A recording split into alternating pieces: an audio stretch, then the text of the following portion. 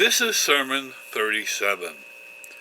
Progress of the Preaching Tour, paper 14941. And my name is Minister John Ruland III.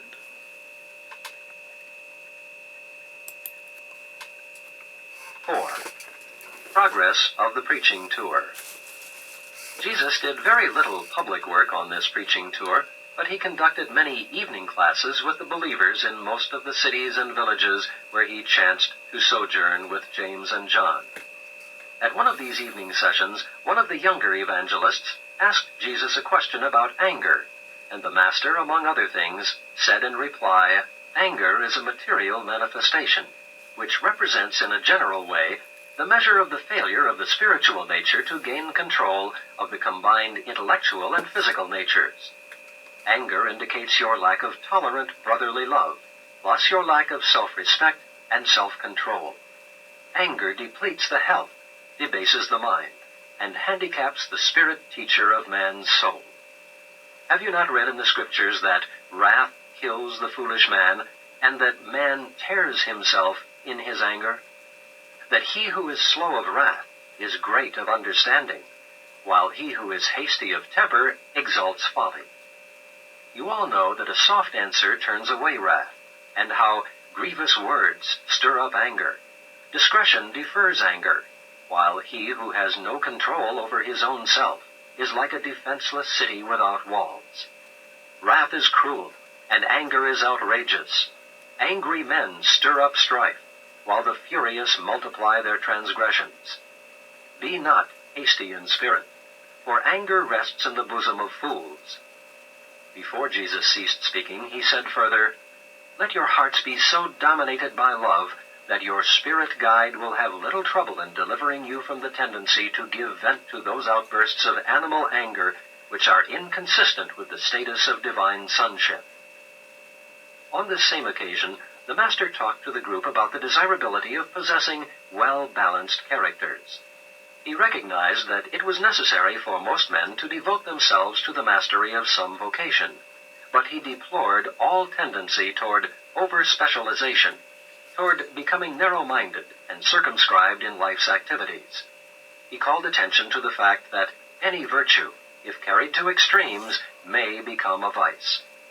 Jesus always preached temperance and taught consistency, proportionate adjustment of life problems. He pointed out that overmuch sympathy and pity may degenerate into serious emotional instability.